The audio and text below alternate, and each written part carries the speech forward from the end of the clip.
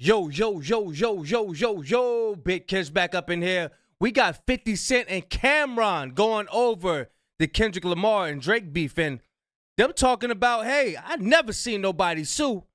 Also, they go over their legendary beef. Y'all remember 50 Cent and Cameron was beefing, man? Y'all remember they was getting Curtis.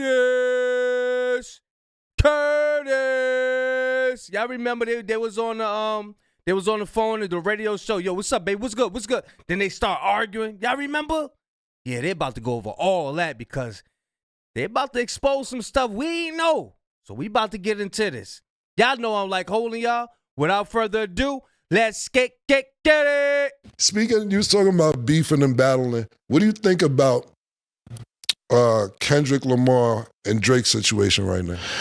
I've never seen that before. I've never seen somebody sue because of what you said. Right. But I thought that was Drake's team trying to prevent the Super Bowl from doing more damage. Right.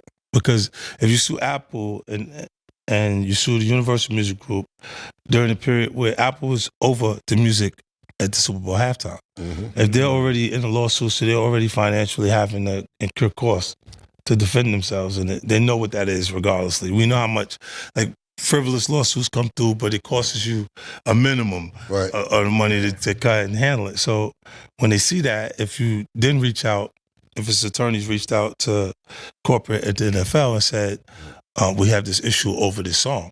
Right. It's already a pending case.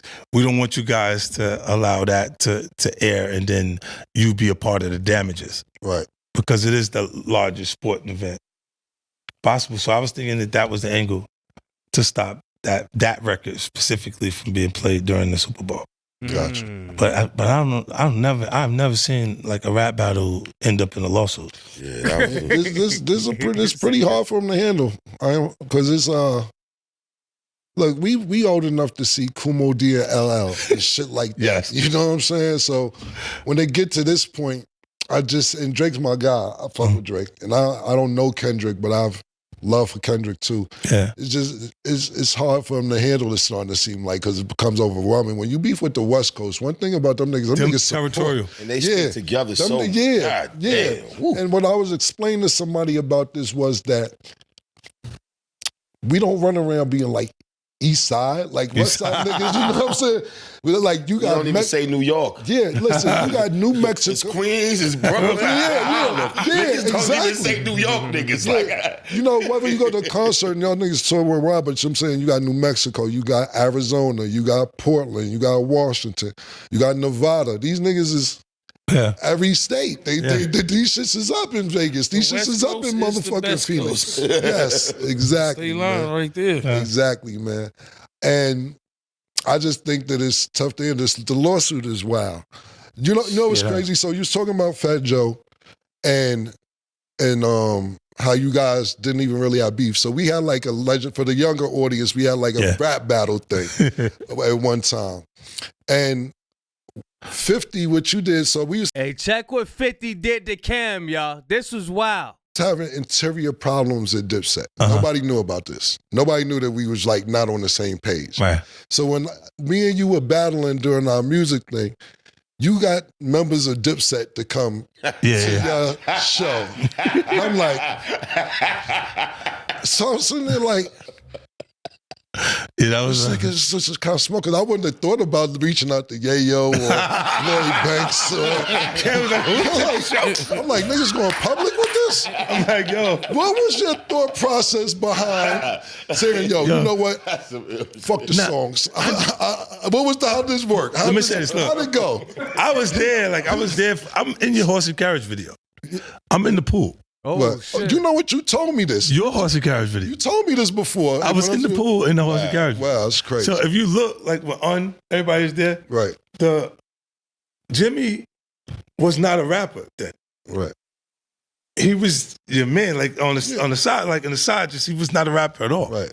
So when Ballin' took place, and I'm looking and I'm going, oh, he having a moment. That's the Lloyd Banks. It's Lloyd Banks thing. He wanted that. He was watching them be that, like Mace be that, and Cam be that, and looked at, and it was finally he had one.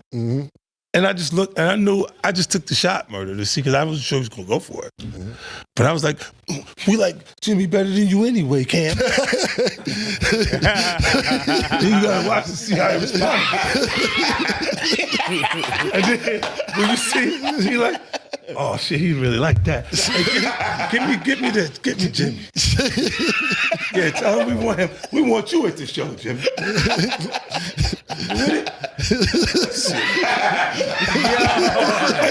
Yo, but that was one of those things I just threw it out and see what. And then when he threw the bait out for Jim Jones caught it because Jim Jones always wanted to be like a Lloyd Banks or Tony Yayo, how they had their moment, or Buck or something like that. Because Jim had never had his moment before balling. When he bit to it because it was like he was having a moment that not sure that was going to ever happen again at that point. And then he's going, for them, they had records that were. Y'all let me know if y'all knew that 50 Cent was in the horse and carriage video in the pool. I got to go look at that. I never knew that. Yeah. Look, I always say this to certain artists. I go, damn, when is he going to have his moment? Like, Fab, I said this to him. Mm-hmm. I said, damn, but you really, I think his, cuffing season was that fun. But it wasn't it wasn't a hit like that because it was talking exactly about what was going on at the moment. But the way he brought La Marina and all of the stuff, it was the hottest joint. What was going on in that exactly summer. At the time. And the time. So I'm like, yo, that I jumped on the remix because that record was going without us. Like, so I was like, yeah, now I'm right.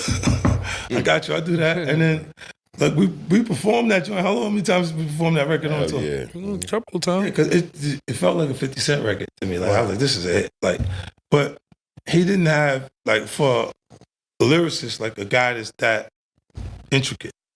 But the writing, he didn't have a full-on moment that was like Fab's the nigga, period, right now. Like he had a lot of hit records on R&B artists, like a lot of real hot verses that came, but it was on somebody else's joint. Right. It's like, look, Dirk's run is like that. Dirk's biggest records are somebody else's record that he's on. Instead of his solo records by himself. Like solo records make your hair stand up because they're talking some killer shit on there. But the records that really made them a success is usually a collaboration between him and another artist that they're working on. But I was looking, going, when are you going to have that moment specifically? And I know Jimmy was looking at that like it was someone else at the top of our culture acknowledging. Mm-hmm. Right. Yeah. How you felt when Jim did that shit, Cam? So it's over. It's over. No, because this is what happened. So, like, you know, Fifth had sent niggas to my office with black roses and a little coffin. And I was like, all right, cool. Then I did the video. So I was like, all right, cool, this is cool. I remember this real talk. I was on probation at the time. My probation officer was like, come down to probation or we gonna lock you up on Thursday. I'm like, what the fuck I did? And New York City Intel was there. And New York City Intel said, what's going on with you and 50 Cent? I said, it's some music shit. What the fuck are you talking about? They said, well, this seems like it's one of me. I said, yo, he puts people out of business. I gotta respond. That's worth everything I love. I told these niggas this. I'm like, yo, the man puts people out of business. You gotta say something else. Then one officer's like, yeah, he does, man. He does. So it's just on me. Y'all gonna talk to him? Like, they like, yeah, his flight is late. Then we're gonna have a conversation with him too. So the more the story is, like I said, Dipset at that time kind of really wasn't on the same page, but it wasn't public, external. Yeah. And I was like, maybe I could fix this shit before it gets out of hand. And that's where my mind frame was at. But then when niggas went on stage, I'm like, yeah, it was Apollo. Shit that spun out of the nigga. It is a checkmate moment, which was, I said, this nigga's devious right here. All right, devious shit right here. But I respect it. I liked it, that shit. I liked it, that shit. Yo, you gotta figure it out, because collectively, there would have been an issue. At that point, that momentum was there. So you gotta look and go, every time, like.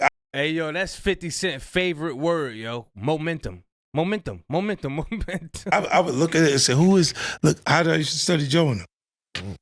I knew everybody in the background, that guy the third guy in the back on the corner, yeah, they're from Highbridge. You know what I'm saying? Like I'm like this and that. Like I figured we knew all of them. Like so if something happened, I could immediately respond to it. You know what I'm saying? And we was in it was an award show. No, it was Chris Lighty's thing. With Joe and them crews there. Pete and his mans they was going in before us, and they let Joe in and didn't let his people in behind him. And then when I came to the door, I was like, no, you gotta let them in.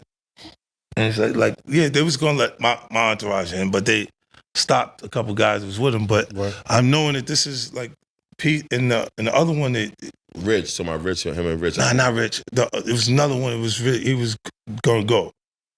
That was Joe? Yeah, I think he had a baby by Erica Mena.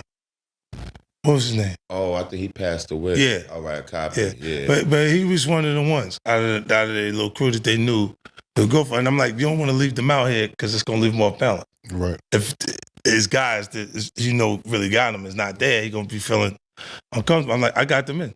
So when Joe looked to Pete and Pete go, nah, we good. It's good. He's like, nah, we good. He said, he got us in. I was like, what the fuck? Yeah, he got him in because I'm like, if he was there and uncomfortable or balanced, he might have made a move that made me have to do something. Right. You know what I'm saying? And then that was bro is smart, bro. 50 is smart, bro. He's smart. He is smart. And y'all go listen to his book. He got an audio book. You can find it on YouTube too. Nothing but game in that motherfucker. Straight guy, listen to the whole thing, bro. Nothing but game in there, bro. Bro is a check. Like he's very smart, bro. Very smart. It just fucked up the whole thing because we was really there for the right reasons. Right. You know what I'm saying? With Chris and everything. Then that's what's up. So cool. It worked itself out. Fifth, thanks for coming. Murder, we waiting on the year wrap up. Salute to you too, man. We gonna get you your roll up. That year wrap up gonna be crazy. He got so much to talk about. He got a lot to talk about. Y'all let me know what y'all think of the video though, man. Man. Y'all let me know if y'all remember that beef too. I gotta go check out that horse and carriage video, see if 50 in the pool or something like that. I didn't know that. But 50 been around for a long time and dude, very smart. You could get a lot of game from him. If you check out that audio book that he got. I forgot the name of it. I listened to it a long time ago. It's a whole lot of game in there. But yeah, man. Big Kish signing out. I'm gone, y'all.